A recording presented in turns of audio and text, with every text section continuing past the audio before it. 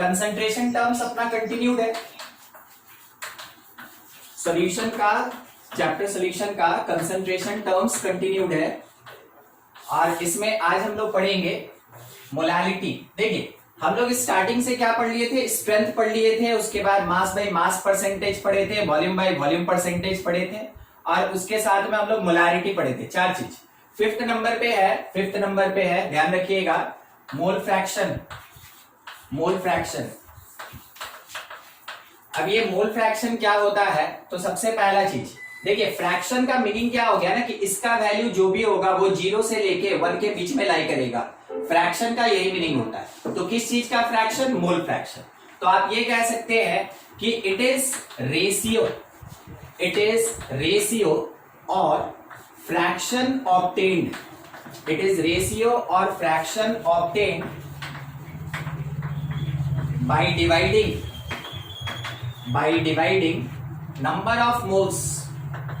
number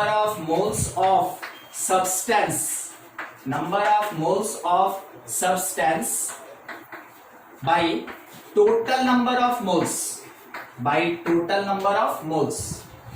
जो total number of moles होता है उससे अगर हम सब्सटेंस के नंबर ऑफ मोल्स में डिवाइड करें हमको उसका मोल फ्रैक्शन मिलेगा। यानी यहाँ पे काम किस चीज का है, यहाँ काम है नंबर ऑफ मोल्स का। तो नंबर ऑफ मोल्स निकालने का फॉर्मूला आपको बताया गया है given mass divided by molar मास। आप यहां से नंबर ऑफ मोल्स निकाल लेंगे रिप्रेजेंटेड बाय स्मॉल है। जैसे आपको नंबर ऑफ मोल्स मिल गया तो मान लीजिए जैसे एग्जांपल के लिए हम आपके सामने ये रखते हैं कि इफ सॉल्यूशन कंटेन, किसी एक सॉल्यूशन के अंदर दो कंपोनेंट है, if solution contain A and B, दो सब्सटेंस है, दो कंपोनेंट है ए और बी, तो यहां पे जब आप एन ए लिखेंगे ना इसका मतलब given mass of A by molar mass of A. अगर आप एन बी लिखें it is number of moles of B means given mass of B by molar mass of B.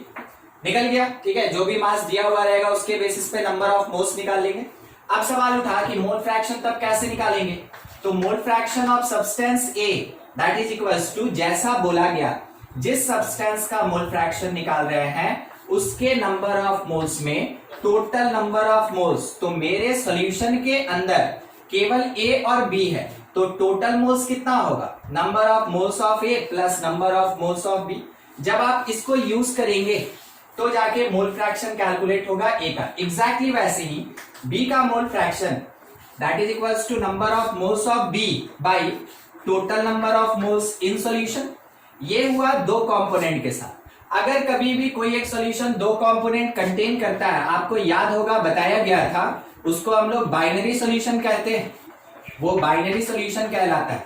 तो बाइनरी सॉल्यूशन के लिए मोल फ्रैक्शन निकालने के लिए आप ये फॉर्मूला यूज करेंगे, ठीक है।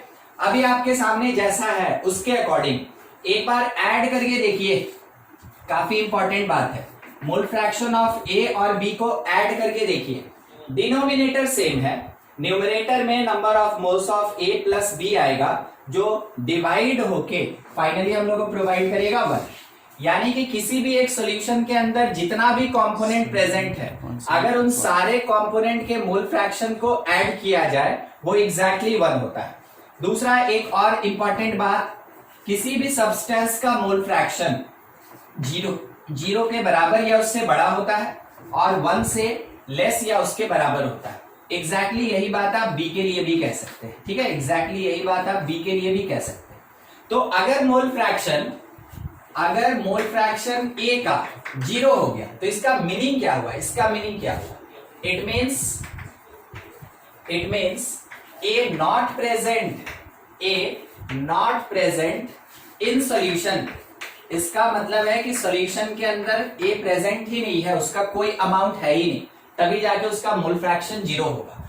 अगर मोल फ्रैक्शन ऑफ ए 1 हो जाए इसका मतलब क्या हुआ, इसका मतलब ये हुआ it means only component A present in solution के अंदर केवल कंपोनेंट ए ही प्रेजेंट है, कोई दूसरा प्रेजेंट नहीं है। क्योंकि हम लोग देख चुके हैं कि पूरे सॉल्यूशन का जो मोल फ्रैक्शन होता है अगर उसको ऐड करेंगे तो वो 1 आएगा। सॉल्यूशन में जितना भी कंपोनेंट है सबका मोल फ्रैक्शन ऐड करके हमको कितना मिलेगा, 1 मिलेगा। तो बाय द वे अगर एक पर्टिकुलर सब्सटेंस का मोल फ्रैक्शन 1 हो जाएगा तो इसका मतलब है कि दूसरा सब्सटेंस है ही नहीं, उसके अंदर अकेला ए प्रेजेंट है। अगर किसी एक पर्टिकुलर सब्सटेंस का मोल फ्रैक्शन 0 होगा, 0 मतलब वो प्रेजेंट नहीं है, तो ए सॉल्यूशन के अंदर नहीं है जब उसका मोल फ्रैक्शन 0 होगा। अगर इसका मोल फ्रैक्शन 1 हो जाए तो ए छोड़ के सॉल्यूशन के अंदर और कोई प्रेजेंट नहीं। एग्जांपल के लिए एक छोटा सा क्वेश्चन कि मोल फ्रैक्शन कैसे कैलकुलेट करते हैं। देखिए, मान लीजिए जैसे ये बोला गया, इफ अ सॉल्यूशन कंटेन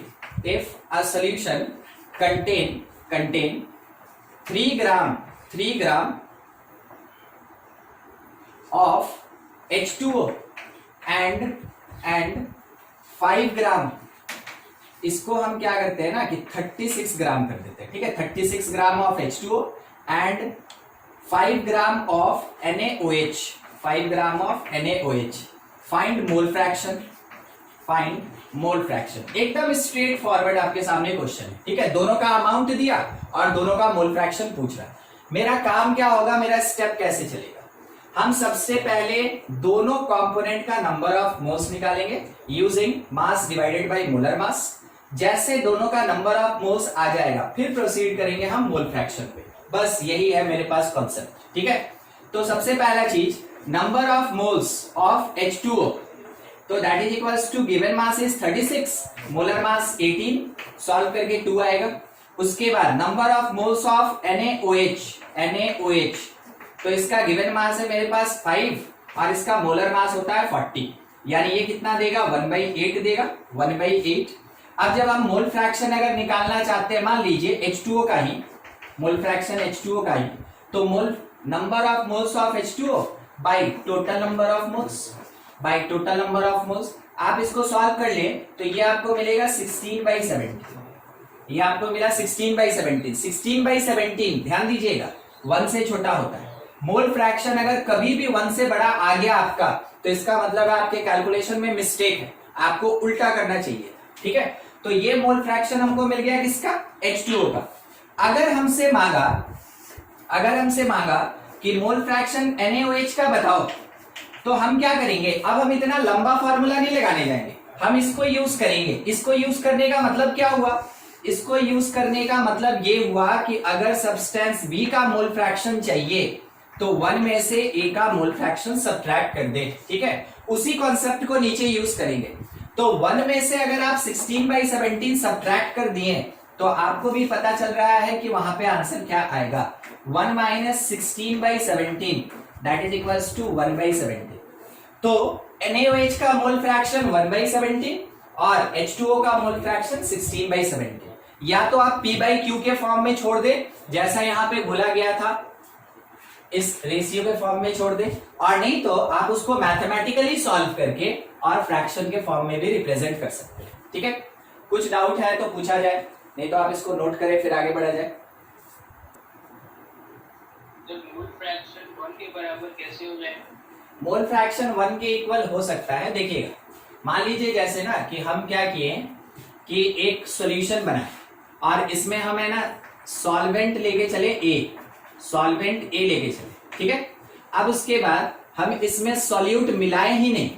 अगर हम सॉल्यूट नहीं मिलाएंगे तो इस सॉल्यूशन के अंदर केवल कौन प्रेजेंट है, ए, ठीक है। अंदर केवल कौन प्रेजेंट है, ए।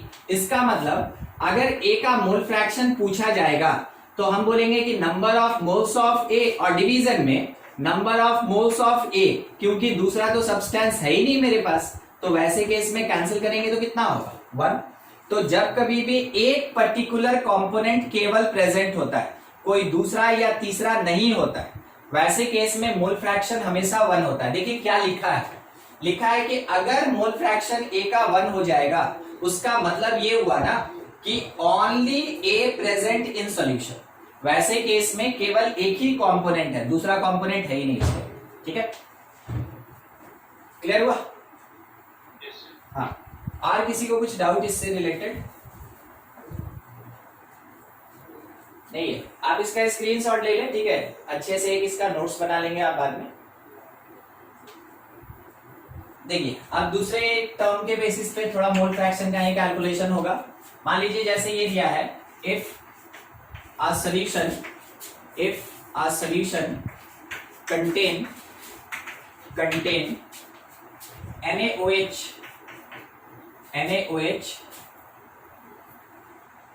10% by mass, 10% by mass, तो बोला गया find mole fraction of NaOH का मोल फ्रैक्शन निकालो कितना होगा। ठीक है, इस बार क्या हुआ कि मेरे पास ये जो टर्म है ये एक अपने आप में कंसंट्रेशन है, यानी एक कंसंट्रेशन टर्म दिया और दूसरा कंसंट्रेशन टर्म पूछा जा रहा है।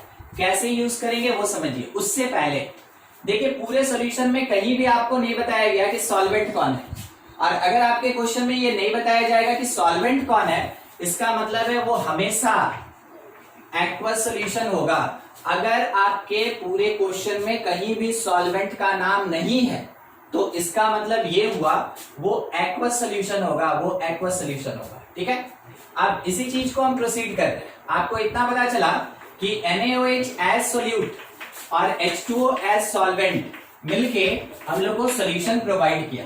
अब क्वेश्चन में पूछा है मोल फ्रैक्शन ऑफ NaOH, उससे पहले हमको कुछ डेटा चाहिए और वो देगा कौन, ये देगा। देखिए कैसे देगा, 10% बाई मास, 10% बाई मास का मीनिंग क्या हुआ कि 10 gram of solute present in 100 gram of solution. Solution के 100 ग्राम में NaOH का कितना प्रेजेंट है, 10 ग्राम प्रेजेंट है। देखिए ये डेटा मिला हमको, ये डेटा मिला। अब इसके बेसिस पे शायद आप मास ऑफ सॉल्वेंट भी तो निकाल सकते हैं कि मास ऑफ सॉल्वेंट, सॉल्वेंट यहाँ पे कौन, H2O, कितना होगा, तो 100 माइनस 10 होगा, सोल्यूशन माइनस सोल्यूट होगा, यानी 90 ग्राम हमको क्या मिल गया, it is the mass of solvent water H2O। अब मेरे पास मास है सॉल्वेंट का भी यानी वाटर का, और मास है मेरे पास सोल्यूट का यानी NaOH का, तो दोनों का मास हमको पता। Mass of NaOH that will B 10 ग्राम और mass of H2O it is 90 ग्राम। ठीक है, अब इसके बेसिस पे हम थोड़ा प्रोसीड करें तो number of moles of NaOH that is equals to given mass by molar mass. तो given mass by molar mass NaOH का 40 मींस 0.25 आया, इस बार पॉइंट पे रख रहे हैं। उसके बाद number of moles of water H2O it is equals to given mass 90 और मोलर मास आपको पता है वाटर का 18 होता है। ये कितना मिला, 5 मोल्स मिल गया दोनों का मोल्स। अब इसके बेसिस पे मोल फ्रैक्शन निकालना है, किसका, NaOH का। क्वेश्चन तो यही डिमांड किया, तो it is equals to number of moles of NaOH और इसके डिवीजन में टोटल नंबर ऑफ मोल्स, मतलब NaOH का और उसके साथ में वाटर का, दोनों यूज करें हम लोग, तो इट इज 0.25 डिवीजन में 5 प्लस 0.25। आप इसको सॉल्व कर लें तो 0.25 और नीचे कितना आया, 5.25, ये हटाया गया।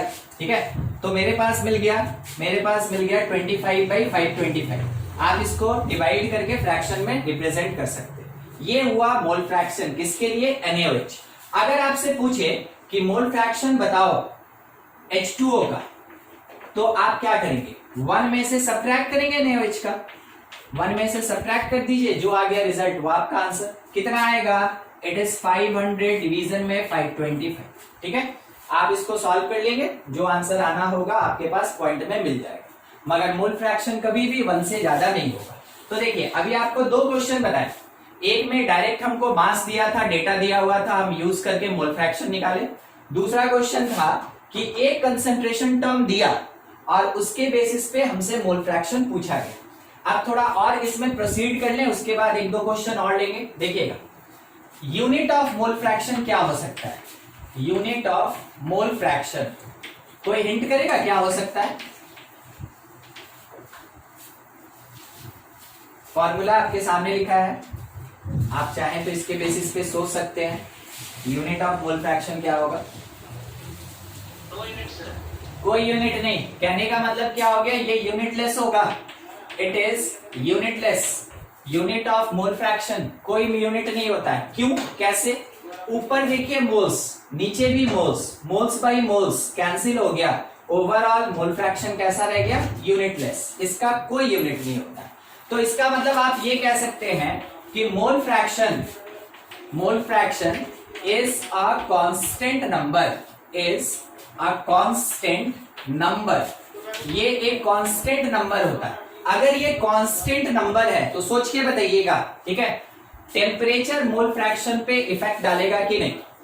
टेम्परेचर बढ़ाए घटाए तो मोल फ्रैक्शन बढ़ेगा घटेगा, ऐसा कुछ भी नहीं, नहीं, क्योंकि ये कांस्टेंट नंबर है, ये किसी पे डिपेंड ही नहीं कर रहा है, वॉल्यूम पे डिपेंड नहीं कर रहा है, ठीक है, किसी भी है ना एक्सपेंशन पे डिपेंड नहीं कर रहा, कोई बाइंडिंग फोर्स पे डिपेंड नहीं कर रहा है। इस कारण से ये कांस्टेंट नंबर है, समरी याद रखिएगा, मोल फ्रैक्शन एक कांस्टेंट नंबर है। क्या significance? It does not depends upon temperature, ये टेम्परेचर पे डिपेंड नहीं करता है, ठीक है, ये टेम्परेचर से इंडिपेंडेंट होता है, उस पर डिपेंड नहीं करता है। चलिए, ये चीज ऐसा है जो कि मोल फ्रैक्शन को कैलकुलेट करने में और उससे रिलेटेड कोई क्वेश्चन पूछा जाएगा तो आपको हेल्प करेगा, ठीक है। आपके लिए क्वेश्चन है, बनाइएगा और थोड़ा बताइएगा हमको कि हाँ क्या मिल रहा है आंसर। देखिए क्या लिखा है, आप पहले उस बात को समझ लेंगे, ठीक है। लिखा हुआ है if 20% by mass, 20% by mass aqueous solution of NaOH and 40% by mass aqueous solution of NaOH added together यानी मिक्स्ड, ठीक है, मिक्स टुगेदर। तो वैसे क्वेश्चन में बोला गया find mole fraction of NaOH in resulting mixture में इसका हम लोग को मोल फ्रैक्शन चाहिए कि क्या होगा, ठीक है। ये है आपके पास क्वेश्चन। मेरे पास दो सॉल्यूशन था, एक सॉल्यूशन था 20% बाई मास उसी NaOH का एक्वस सॉल्यूशन यानी वाटर है, और दूसरा एक सॉल्यूशन उसी NaOH का 40% बाई मास है, 40% बाई मास है, ठीक है ना, बाई मास एक्वस सॉल्यूशन, ठीक है, 40% by mass aqueous solution of NaOH। दोनों को मिक्सअप कर दिए, दोनों को मिक्स कर दिए तो एक सॉल्यूशन बनेगा। अब जो रिजल्टिंग सॉल्यूशन है उसके अंदर NaOH का कितना मोल फ्रैक्शन होगा वो कैलकुलेट करना है, ठीक है। आप इसको नोट कर लें, इसका स्क्रीनशॉट ले लें और उसको सॉल्व करके आंसर बताइए हमको। निकाल के ऐड कर देना है। नहीं, देखिए दोनों का अलग अलग निकाल के अगर आप ऐड करेंगे ना तो वैसे केस में हो सकता है वो 1 से ज्यादा चला जाए, ठीक है। तो आपको क्या करना है ना कि पहले मिक्सचर बना लेना है। हम सॉल्व कर रहे हैं, इधर साइड वाला तो सब हो गया होगा, हटा रहे हैं, इसलिए हम आपको बोले थे कि पहले ही आप इसको स्क्रीनशॉट ले लीजिए। देखिए दोनों में क्या करना है ना कि मास को ऐड करना है, उसके बाद मोल फ्रैक्शन निकालना है, क्योंकि दोनों मास है और मास एडिटिव टर्म होता है। कहने का मतलब मान लीजिए जैसे 20 ग्राम में अगर 40 ग्राम ऐड करेंगे तो वो ऑब्वियस सी बात है 60 ग्राम होगा। इसी कॉन्सेप्ट पे निकालना है। देखिए उस क्वेश्चन से रिलेटेड अगर 20% मास बाई मास का मतलब यही होता है, NaOH दिया तो इसका मतलब हो गया कि जो मास ऑफ NaOH होगा इस सॉल्यूशन में इट इज 20। तो हम डायरेक्ट लिख रहे हैं कि मास ऑफ वाटर कितना होगा, 80 हो जाएगा, 100 में से सब्ट्रैक्ट कर दिए। 40% मास बाई मास अगर दिया तो इसका मीनिंग ये हुआ कि मास ऑफ NaOH जो मिलेगा इट इज इक्वल्स टू 40 ग्राम, और उसके बेसिस पे मास ऑफ वाटर जो हम लोग को मिलेगा वो 60 हो जाएगा, 100 में से सब्ट्रैक्ट कर दिए क्योंकि परसेंटेज का बात है। इसीलिए अब क्या करना है कि ओवरऑल मास ऑफ NaOH निकालना है, ओवरऑल मास ऑफ NaOH। तो W1 प्लस W2 कहने का मतलब है 20 प्लस 40 कितना मिल गया हम लोग को, 60, ठीक है, 60। उसके बाद ओवरऑल मास ऑफ वाटर हम लोग को निकालना है, तो overall mass of water add हो जाएगा 80 plus 60 that is equals to 140। अब मेरा कैलकुलेशन केवल इसके बेसिस पे होगा, हमको इससे कोई मतलब नहीं, ठीक है। ये केवल डेटा देने का काम करने वाला था, दे दिया, हम इसको निकाल लिए, और क्योंकि मास का केस है ये एडिटिव प्रॉपर्टी रखता है, ऐड कर लिए। अब केवल हमको यहाँ कैलकुलेशन करना है और ऊपर वाले डेटा से हमको कोई मतलब नहीं। ये क्या है, ये मिक्सचर है, दो सॉल्यूशन का ये मिक्सचर है। मिक्सचर ऑफ सॉल्यूशंस, ठीक है, सॉल्यूशंस का ये दो मिक्सचर। अब इस मिक्सचर में बात करेंगे कि number of moles of NaOH क्या होगा, तो that is equals to given mass by molar mass. तो ये हमको 3/2 मिल गया, छोड़ दीजिए वहीं पे। फिर number of moles of water कितना होगा, तो यहाँ पे हमको क्या करना है कि टोटल मास वाटर का 140/18। आप इसको देख लें, 2 से कैंसिल करते हैं, 70/9 यही छोड़ दीजिए, बाद में सॉल्व किया जाएगा। अब मोल फ्रैक्शन NaOH का, it is equals to number of moles of NaOH और बाई दोनों का एडिशन। तो 3/2 और डिवीजन में दोनों का एडिशन 3/2 प्लस 70/9। आप इसको सॉल्व करें, एलसीएम लेके आपको पता चला 18 आएगा, ऊपर जाके 2 से कैंसिल, यानी 3 मल्टीप्लाइड बाई 9, नीचे 3 इंटू 9 27 और प्लस 70 इंटू 2 140। रिजल्ट मिला हमको 27 और डिवीजन में कितना आ रहा है, तो 167। आप इसको डिवाइड कर ले, वो रिजल्टेंट मोल फ्रैक्शन होगा, ये जो आएगा वो रिजल्टेंट मोल फ्रैक्शन होगा। किस चीज का, ये जो रिजल्टिंग सॉल्यूशन है ना, जो रिजल्टिंग मिक्सचर है इन दोनों को मिला के, उसके भीतर NaOH का रिजल्टेंट मोल फ्रैक्शन ये होगा 27/167, ठीक है। देख लीजिए प्रोसेस क्या था, आप इसको एक बार समझ लें, कुछ डाउट है तो आप जरूर पूछें, ठीक है। तो फिर क्या होगा, सब मिलके एक साथ आएगा, बनाया जाएगा। नेक्स्ट अपने पास शायद 6th नंबर, नेक्स्ट मोलालिटी, ठीक है। मोलालिटी पे बात कर रहे हैं, मोलालिटी। तो मोलालिटी रिप्रेजेंटेड बाय स्मॉलर, ये क्या कहता है कि it is number of moles of substance या सोल्यूट बोले, number of moles of solute present in 1 kg of solvent. नाम पे ध्यान दीजिएगा, क्या क्या नाम लिया गया। नाम लिया गया यहाँ पे सॉल्यूट का और नाम लिया गया यहाँ पे सॉल्वेंट का।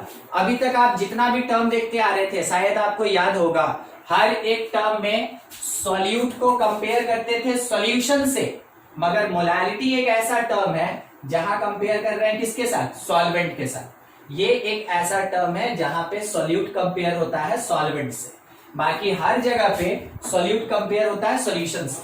तो देखिए क्या बोला गया, सॉल्वेंट का अमाउंट होना चाहिए, that is the mass of solvent, और ऊपर सॉल्यूट का मोल्स होना चाहिए। तो जैसा बोला गया उसके अकॉर्डिंग मोलालिटी देखिए क्या होता है, that is equals to number of moles of solute का नंबर ऑफ मोल्स, और डिवीजन में हमको यहां से ये 1 kg देख के क्या पता चल रहा है, मास की वॉल्यूम क्या पता चल रहा है,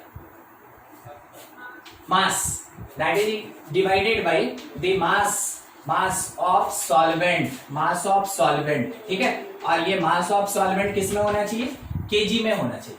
तो मोलालिटी निकालने के लिए आपके पास बस यही चीज, ये एक फ्रैक्शन, ठीक है, ये वाला कैलकुलेशन इस डेटा के बेसिस पे, इस डेफिनेशन के बेसिस पे अगर इसको बहुत अच्छे से अरेंज करके लिखे तो इसका मतलब ये हुआ कि molality that is equals to the number of moles of solute by mass of solvent, और मास ऑफ सॉल्वेंट किसमें, केजी। बस ये टर्म है जो कि एक डिराइव्ड फॉर्म होता है, ये तो बेसिक है, ये डिराइव्ड होता है। तो इसको थोड़ा बेसिक पार्ट में रिप्रेजेंट करें तो नंबर ऑफ मोल्स के लिए मास of solute divided by molar mass of solute multiplied by mass of solvent, और अगर हम मास ऑफ सॉल्वेंट ग्राम में ले ले तो आपको समझ में आया होगा कि यहां पे क्या किया गया, 1000 से मल्टीप्लाई, तो वो 1000 कहां चला जाएगा, ऊपर, ठीक है। तो ये मेरे पास एक मोलालिटी निकालने के लिए फॉर्मूला है। कभी कभार आपको ये बताया हुआ रहेगा कि if 3 moles of solute A present in 5 kg of solvent, तो बोला गया फाइंड मोलालिटी क्या होगा बताइए। देखिए कितना अच्छा थ्योरेटिकल क्वेश्चन है, कोई कैलकुलेशन नहीं करना, थ्योरेटिकल है और स्टोइचोमेट्री टाइप का क्वेश्चन है। जैसा होता है क्या बोला, 5 kg में 3 मोल है, 5 kg सॉल्वेंट, काम का चीज ना ये है, बाकी सब तो फिलर है। 5 kg of solvent, 3 moles of solute, काम का चीज यही है, ठीक है। तो 5 kg में 3 मोल है, since 5 kg solvent contain 3 moles of solute A, ठीक है। तो 5 kg में 3 मोल है, तो क्या मेरा डेफिनेशन 5 kg का बात बोलता है? नहीं, मेरा डेफिनेशन क्या कहता है, 1 kg में निकालिए। आपको कितना दिया हमको मतलब नहीं, अगर मोलारिटी कहना चाहते हैं तो 1 kg में कैलकुलेट कीजिए।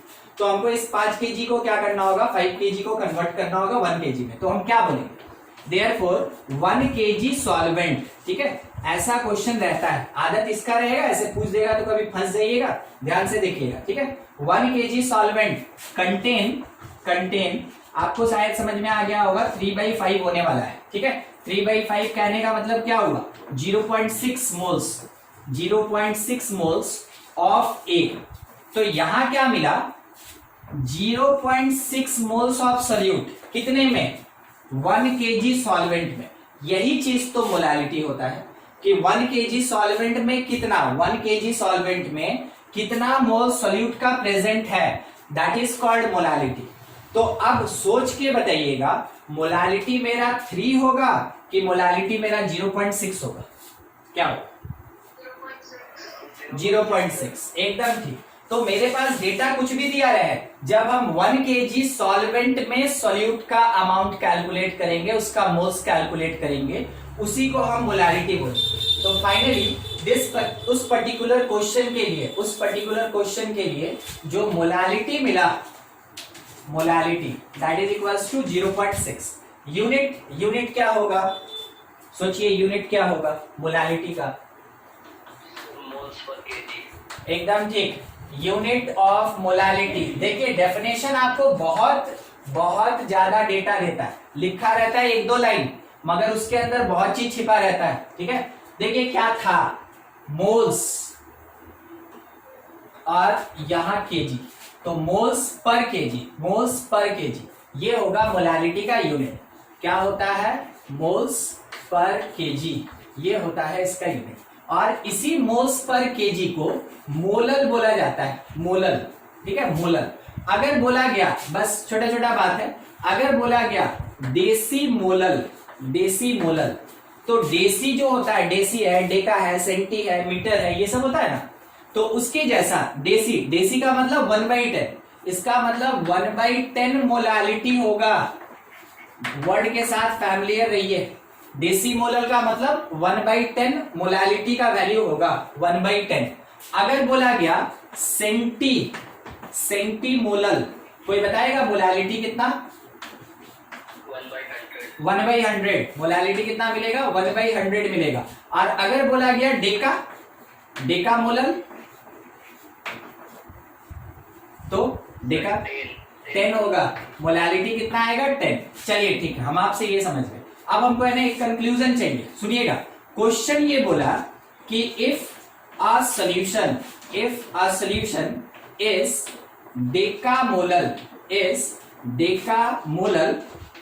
डेकामोलल ऑफ NaOH इन वाटर, ठीक है, मतलब एक्वा सॉल्यूशन है इन वाटर, तो बोला गया फाइंड मास ऑफ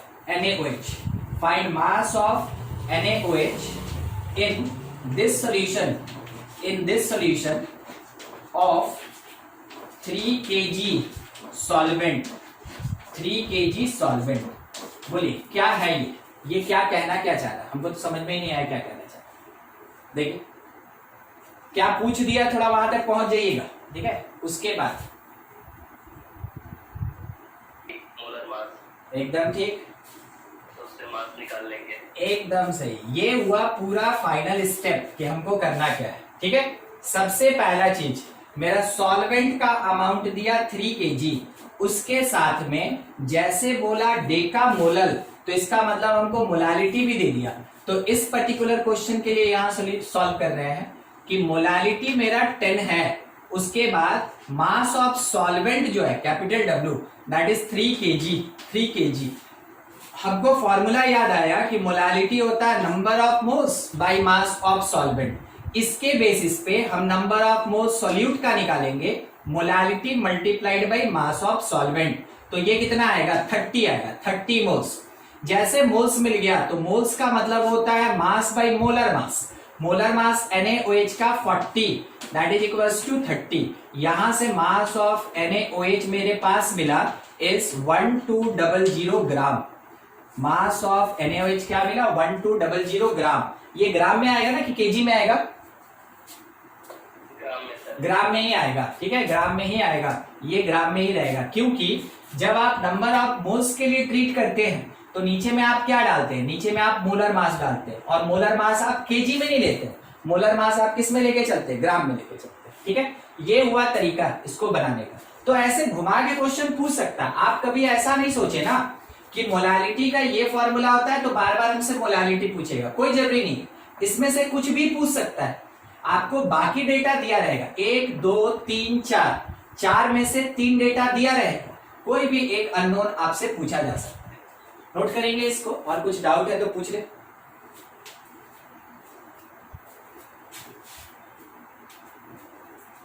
देखिए एक क्वेश्चन है आपके लिए, if a solution is 15% by mass, 15% by mass of A, ठीक है। A मतलब क्या हो गया ना कि ये सोल्यूट है, ठीक है। A बोला गया, कंटिन्यू है, if molality is equals to 3, molality 3 दिया तो बोला गया find molar mass of substance A का मोलर मास निकालना है, ठीक है। ट्राई कीजिए। तो क्या दिया है नहीं दिया, देखिए न्यूमेरिकल बनाने का तरीका, क्या दिया है नहीं दिया है आप उसको पहले नोटेशनल फॉर्म में लिखे, उसके बाद आपसे जो पूछा गया आप उसको निकालने के लिए प्रोसीड कीजिए। इतना तो समझ में आ गया कि फॉर्मूला लगेगा तो मोलालिटी का, तो आपको पूरा केमिस्ट्री का फॉर्मूला नहीं लगाना है, केवल मोलालिटी का फॉर्मूला लगाना है। और ये क्या कहता है, क्या करता है, क्या देता है, ऑलरेडी इस पे डिस्कशन हुआ है, आज ही हुआ है, ठीक है। तो आप इसको यूज करके एक बार molar mass of A calculate करने की कोशिश कीजिए, बताइए कितना आ रहा है। कुछ भी आएगा, क्योंकि ये थ्योरेटिकल बात है, प्रैक्टिकली इसको एग्जिस्ट कराने का कोशिश मत कीजिएगा कि कौन सा सब्सटेंस होगा। जो भी आएगा बस अपना आंसर बताइएगा नंबर में। 17 आ रहा है ना, ठीक है। देखिए सबसे पहला काम था 15% बाई मास, तो ये जो मास बाई मास बोलता है इसका मतलब क्या होता है ना, मास बाई मास, ये मीनिंग होता है मास बाई मास। तो यहाँ से हम लोग को ये पता चला कि ए जो है वो 15 ग्राम है। उसके साथ में हमको ये पता चला कि जो भी सॉल्वेंट होगा, तो कुछ नहीं दिया रहता है, तो आपको याद है वाटर बोले थे, जो सॉल्वेंट होगा दैट इज 85 ग्राम।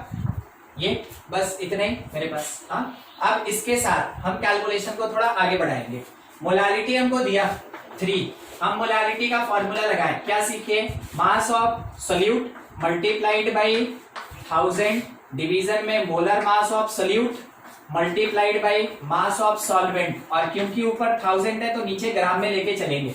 आपके पास मोलालिटी है, आपके पास ये मास है, आपके पास ये मास है, क्या निकालना बाकी रह गया, हमको निकालना बाकी रह गया मोलर मास। बस इसके लिए थोड़ा एडजस्ट कर लीजिए कि molar mass of A that is equals to given mass 15 multiplied by 1000 division में मोलालिटी नीचे आएगा, और वो दिया क्वेश्चन में 3 multiplied by mass 85।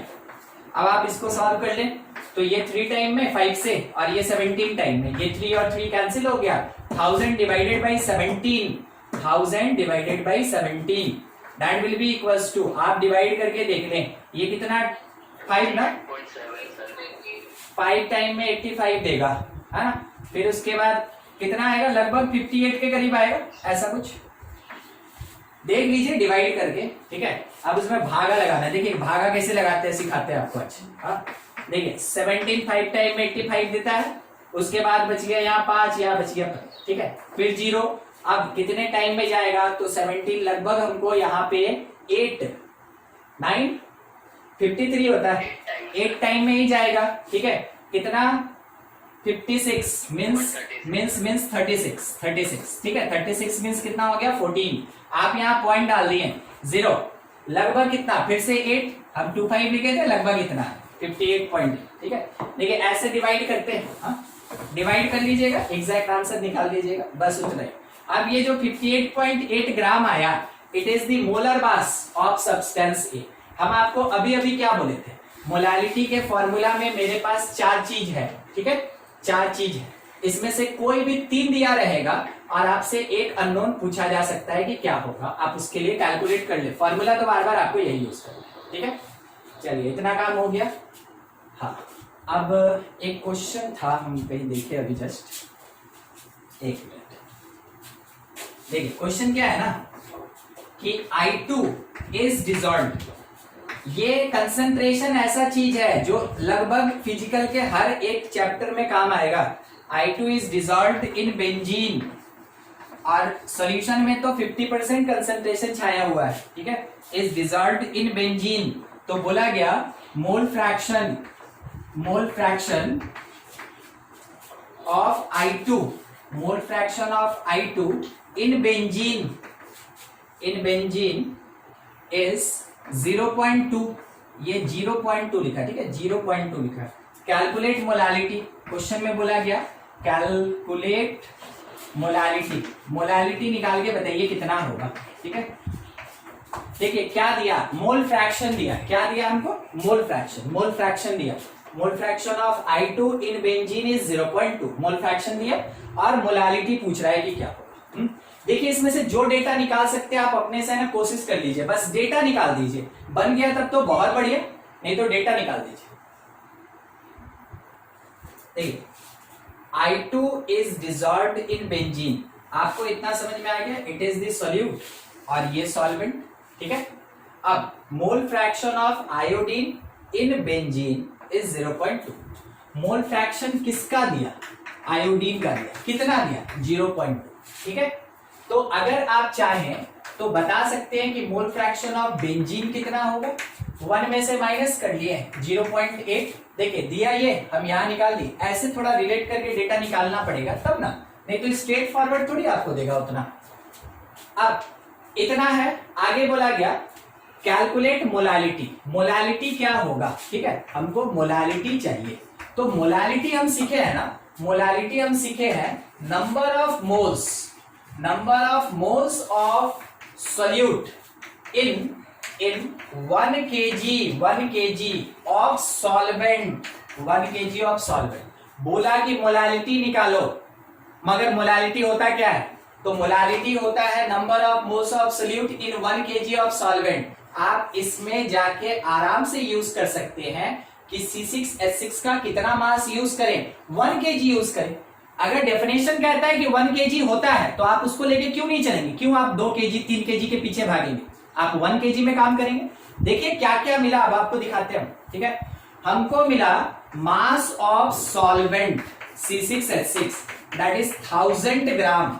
Molality calculation according to definition, mass कितना मिला सॉल्वेंट का 1000 ग्राम दैट इज 1 kg। ठीक है, अगर कहीं से हम नंबर ऑफ मोल्स निकाल लें I2 का, अगर कहीं से हम नंबर ऑफ मोल्स निकाल लें I2 का, तो फिर मेरा काम खत्म, वही मेरा मोलालिटी होगा। देखिए मोल फ्रैक्शन दिया है, किसका दिया है I2 का, तो हम फॉर्मूला क्या लिखेंगे, number of moles of I2 division में number of moles of iodine plus number of moles of benzene, formula तो यही लिखेंगे। अब इसमें से ये मोल फ्रैक्शन दिया है 0.2 यूज कर लिए, ये हमको निकालना है। देखिएगा मोलालिटी निकालना मतलब number of moles of I2 हमको चाहिए, ये चाहिए। तो NI2 मेरा अभी तक कैलकुलेटेड नहीं है, यही कैलकुलेट करना है। फिर उसके बाद number of moles of I2 छोड़ दिए। अब इसका क्या करें, तो देखिए आपको मास तो मिल ही गया कि बेंजीन का मास कितना होगा। अगर आप इसको मोलर मास से डिवाइड कर दे तो मोल्स नहीं मिल जाएगा इसका, बस वही काम कर रहे हैं। 1000 is the given amount of benzene, और बेंजीन का मोलर मास कितना होता है 70। पुट कर दिए, देखिए आप इस पार्ट को एक बार देखिए, मैथमेटिकली इस पूरे इक्वेशन में एक ही अननोन है, सॉल्व करके हम उसका वैल्यू निकाल सकते हैं, हमको वही काम करना है। थोड़ा सा कैलकुलेशन कर लेते हैं, देखिए किस तरीके से कि इसको एक बार है ना सॉल्व कर लेते हैं ताकि हमको दिखे कि क्या करना है, कैसे करना है। तो 1000 है, अगर डिवाइड करेंगे 78 से तो हम ऐसे बोले कि 500 को डिवाइड कर लेते हैं 39 से, थोड़ा हल्का पड़ेगा। वन टाइम में 500 ना, वन टाइम में 39 बच गया कितना 11 0, कितने टाइम में जाएगा 2 टाइम में जाएगा, 2 टाइम में कितना होगा 78 हो जाएगा। तो बच गया कितना इधर का 2 और यहाँ का 3 32, पॉइंट डाल दिए 0, कितने टाइम में जा सकता है लगभग 9 नहीं 8 में है ना। अगर ये 40 होता तो 8 टाइम में ये 320 देता ना, लगभग इतना ले लें 12.8। ठीक है, सॉल्व कर रहे हैं। 0.2 इंटू ni2 प्लस 0.2 इंटू ये सॉल्व करके 12.8 आया, 12.8 that will be equals to the number of moles of iodine. अब number of moles of iodine निकालना, इसको भेज दे उधर, इसको भेज दे उधर। ठीक है, तो number of moles of iodine multiplied by, देखिएगा 1 में से माइनस करेंगे कितना आएगा 0.8 और it is equals to 0.2 into 12.8, रहने दिए वैसे ही। तो number of moles of iodine that is equals to 0.2 into 12.8 और डिवीजन में 0.8, इसका पॉइंट और इसका पॉइंट कट गया। अब आप चाहें तो इसको आराम से 4 टाइम में कैंसिल करें, अब आप चाहें तो इसको आराम से 3.2 बोल दें, हाँ कि ना। ठीक है, 3.2 इतना मिलेगा। ये हो गया number of moles of iodine, कितना 3.2। अब number of moles of iodine in 1 kg that is the molality. तो फाइनली मेरे पास मोलालिटी कितना मिला, मोलालिटी अभी अभी हम निकाले हैं 3.2 आएगा, मोलालिटी कितना आएगा 3.2। पता चला कैसे रिलेट करके कैलकुलेट करना है, बस डेटा देखिए। ठीक है, कहीं कुछ दिक्कत है पूछा जाए। आपको जो दिया आप उसको एक्सपैंड करके लिखिए, क्वेश्चन तो शॉर्ट में देगा ही, वो तो आपको कंफ्यूज करेगा ही। देखिए क्वेश्चन तो यहाँ 2 लाइन में खत्म, बनाना तो पड़ा, डेटा तो निकालना पड़ा, यही सब चीज होता है। देखिए एक पॉइंट बोल रहे हैं, थोड़ा उस पर विशेष ध्यान रखिएगा। इफ इलेक्ट्रोलाइट मतलब कौन, which can dissociate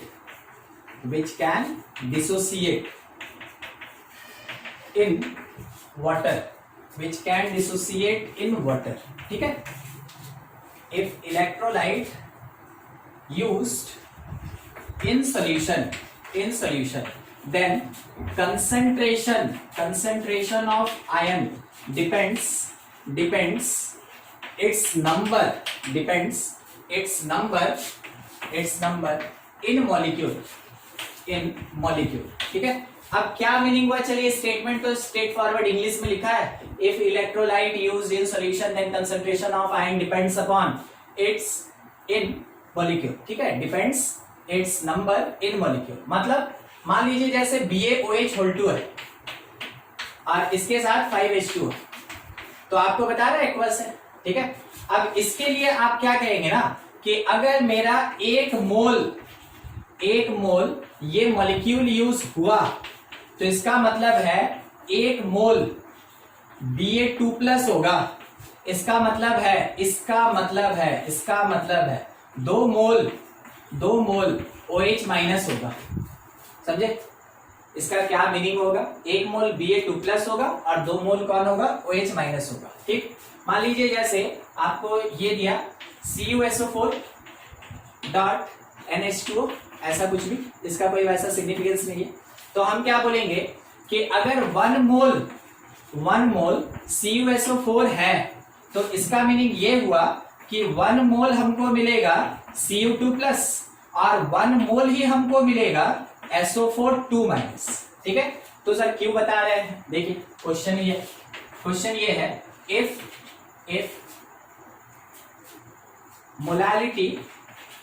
molality of BaOH whole 2 dot 5H2O aqueous solution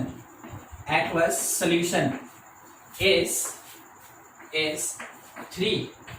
Find molality of OH minus ion.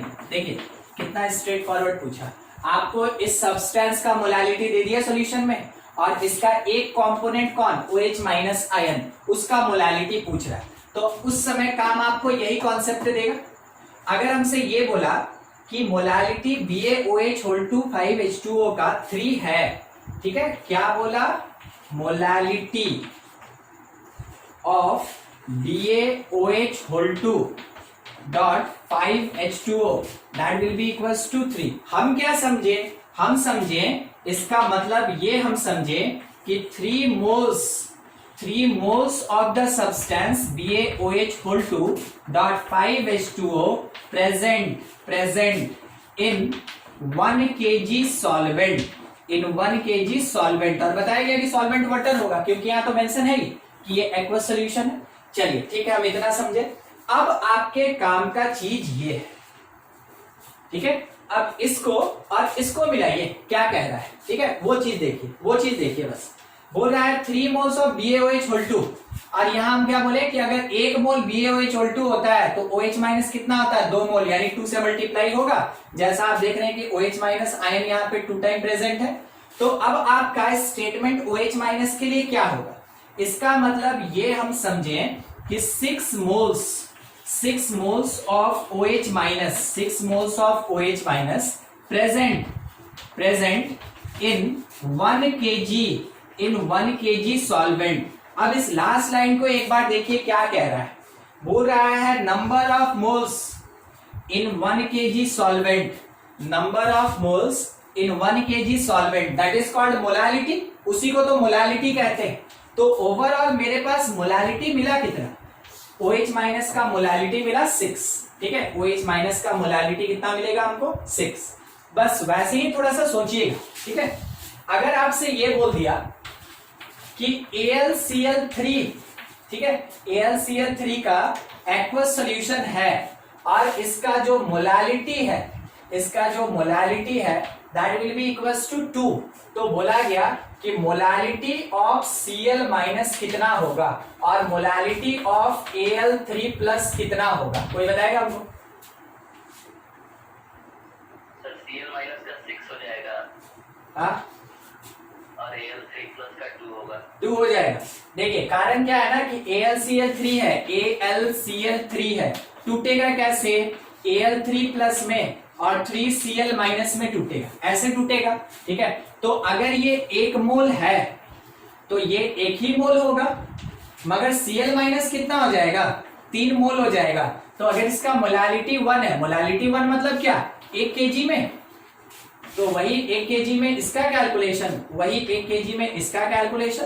तो देखिए मोलालिटी 1 था, मोलालिटी 1 है Al3 प्लस का 1:1 का रेशियो, मगर Cl माइनस का क्या हुआ, 1:3 का रेशियो हो गया, 3 टाइम्स हो गया, 3 टाइम्स।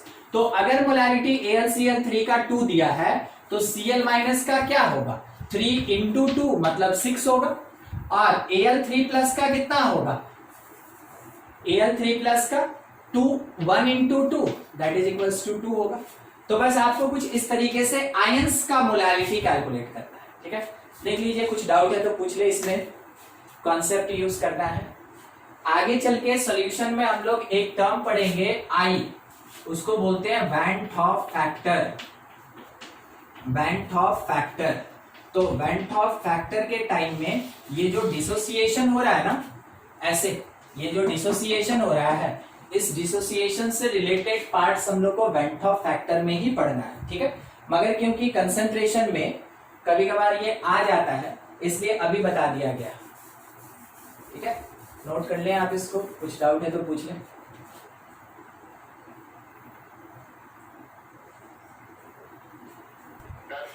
10 लाख एकदम ठीक है। तो नेक्स्ट कंसंट्रेशन टर्म हमको लगता है शायद 1 नंबर होगा, ठीक है। पार्ट्स पर मिलियन, इस पे बात कर रहे हैं, पार्ट्स पर मिलियन, ठीक है। तो मिलियन का मतलब क्या होता है ना, ये 10 लाख होता है, हाँ? या फिर आप बोलेंगे 10⁶ पार्टिकल्स होता है, ठीक है, 10⁶ पार्टिकल्स होता है या पार्ट्स होता है। अब देखिए, अगर हम बात करें ध्यान से 1 मिलीलीटर का, तो 1 मिलीलीटर जो होता है, ठीक है, आप इसको कह सकते हैं कि ये 1/1000 लीटर होता है। ये 1/1000 लीटर होता है, हाँ कि ना, सही है ना, unit 1 millilitre that is 1/1000 litre, ठीक है। Yes. ठीक, अगर हम इसी को थोड़ा सा आगे बढ़ाएं तो हम ऐसे कहेंगे कि 1 मिलीलीटर जो होता है, ठीक है, 1 मिलीलीटर जो होता है ये 1/1000 इंटू 1000 लीटर होता है, ठीक। ऐसे मतलब क्या हुआ कि 1 मिलीलीटर और 1000 लीटर का जब हम रेशियो निकालेंगे वो 1 मिलियन मिलेगा हमको। देखिए ये 10⁶ आ रहा है, तो मीनिंग क्या हुआ कि if 1 millilitre solute, if 1 milliliter solute present in 1000 liter of solution, in 1000 liter of solution, then it is said that it's said to be 1 ppm concentration। उसको हम लोग बोलते हैं 1 ppm concentration, यानी 1 पार्ट्स पर मिलियन, 1 मिलियन में 1 part, ठीक है। इसका मीनिंग ये हुआ, ध्यान से देखिएगा, इसका मीनिंग ये हुआ कि 1 part of solute in 10⁶ parts of solution provide 1 ppm, ठीक है। तो 1 ppm को हम कैसे डिफाइन कर सकते हैं कि सॉल्यूट का एक पार्ट होगा, एक पार्ट होना मतलब क्या हो गया, 1 ग्राम होगा, 1 मोल होगा, 1 मिलीलीटर होगा, ठीक है, कितने में, 10⁶ में, 10⁶ में। तो ये 1 पार्ट किसका, सॉल्यूट का, और ये 10⁶ पार्ट्स किसका, सॉल्यूशन का। तो फिर से कंपैरिजन किसका, सॉल्यूट और सॉल्यूशन का हो रहा है। तो पीपीएम के लिए फॉर्मूला अगर लिखना चाहें तो क्या लिखेंगे, पीपीएम का फॉर्मूला लिखेंगे नंबर ऑफ पार्ट्स मतलब या तो मिलीलीटर या ग्राम या नंबर ऑफ मोल्स, ऐसा कुछ भी, number of parts of solute division में number of parts of solution, और इसको मल्टीप्लाई करेंगे 10⁶, ठीक है। ये हुआ मेरे पास एक फॉर्मूला। कहने का मतलब, अब थोड़ा ध्यान से देखिए, पार्ट्स और पार्ट्स लिखे ना, तो सोल्यूट ग्राम में तो सोल्यूशन भी ग्राम में, सोल्यूट अगर मिलीलीटर में सोल्यूशन भी मिलीलीटर में, सोल्यूट अगर केजी में तो सोल्यूशन भी केजी में, मगर क्या कांस्टेंट बना रहेगा, ये जो 10⁶ है ना, ये कांस्टेंट बना रहेगा, ठीक है। अगर आपसे ये कहा गया, बस एक ही फॉर्मूला ये इसका, एक ही फॉर्मूला के बेसिस पे काम करता है, मगर ऐसा लाइन आपके पास दिया जा सकता है और उसके बेसिस पे आपसे पीपीएम पूछा जा सकता है। जैसे हम आपके सामने एक एग्जांपल के लिए रखते हैं कि if 3 millilitre of substance A, solute A present in 500 litre of B solution, तो बोला गया फाइंड कंसंट्रेशन इन पीपीएम में कंसंट्रेशन बताइए। आप क्या बता सकते हैं हमको, बोलिए, आप क्या कह सकते हैं उसमें से कुछ भी। 3 मिलीलीटर है किसका, ए का, तो हम ये कह सकते हैं कि जो पार्ट्स ऑफ सोल्यूट ए है दैट इज 3 मिलीलीटर को हम पार्ट्स बोल रहे हैं, ठीक है। तो अब थोड़ा सोच के देखिए, सोल्यूशन जो है वो कितना दिया है, 500 लीटर, तो आप क्या बोलेंगे, parts of solution that is equals to, ध्यान से 500 और लीटर को मिलीलीटर कीजिए, क्योंकि पार्ट्स का मतलब हम मिलीलीटर बोले, तो 1000। क्या आप इस बात को समझे, पार्ट्स ऑफ सोल्यूशन 500 इंटू 1000, किसी को कोई दिक्कत है, बस वही है मेरा मेन काम, बाकी और कोई काम नहीं, ठीक है। कोई अगर नहीं समझा जरूर हमसे पूछ लें कि सर कैसे हुआ, नहीं तो पीपीएम में कंफ्यूजन हो जाएगा। हाँ, मिलीलीटर में कन्वर्ट किया, देखिए क्यों किए ना, ए को मिलीलीटर में लिए थे, तो सॉल्यूशन मेरा लीटर में दिया था। लीटर से जब मिलीलीटर कन्वर्ट करेंगे तब कहीं जाके उसको हम पार्ट्स बोलेंगे। मतलब ये 3 मिलीलीटर, तो इसको भी मिलीलीटर में लाना है तो लीटर को मिलीलीटर में कन्वर्ट करेंगे। बस यही काम किया, ताकि दोनों का यूनिट सेम है, दोनों का यूनिट सेम है। अब इतना होने के बाद हमको फॉर्मूला लगाना है सिंपल। ये आपका काम वहीं तक है कि दोनों का यूनिट बराबर कर लें। क्वेश्चन कैसे भी दे आप यूनिट बराबर कर लें। उसके बाद पीपीएम निकालिए। तो पीपीएम का फॉर्मूला हम अभी अभी ये पढ़ें कि पार्ट्स ऑफ सॉल्यूट डिवीजन में पार्ट्स ऑफ सॉल्यूशन, तो क्या हम इसको 5 × 10⁵ लिख सकते हैं और मल्टीप्लाइड बाई 10⁻6। देखिए बस यही formula, parts of solute by parts of solution multiplied by 10⁻6। अब आपके पास कैंसिलेशन का प्लेस है, कर लीजिए। तो आपको दिखा 30/5 मतलब कितना आएगा 6। तो आप क्या कह सकते हैं 6 ppm solution, 6 ppm solution of A in given solution. उसका कंसंट्रेशन कितना होगा 6 ppm। ये हो गया फॉर्मूला का यूज। दूसरा थ्योरेटिकल तरीका बताते हैं, देखते रहिएगा। कहीं कुछ डाउट होगा आप हमसे जरूर पूछ लीजिएगा। आपको थोड़ा हम एक और थ्योरेटिकल तरीका बताते हैं, ठीक है। अल्टरनेटिव प्रोसेस है, डायरेक्ट स्टोइचोमेट्रिक तरीके से। देखिए क्या बोला, 500 लीटर कंटेन 3 मिलीलीटर, ठीक है। तो इसका मतलब हम ये लिखेंगे देयरफॉर 1000 लीटर कंटेन। तो यहां हम 2 से मल्टीप्लाई किए, तो यहां भी तो 2 से मल्टीप्लाई करेंगे। 6 मिलीलीटर, 1000 लीटर कंटेन कितना 6 मिलीलीटर। आप मेरे पहले स्टेटमेंट को एक बार देखिए, कंसंट्रेशन इन पीपीएम।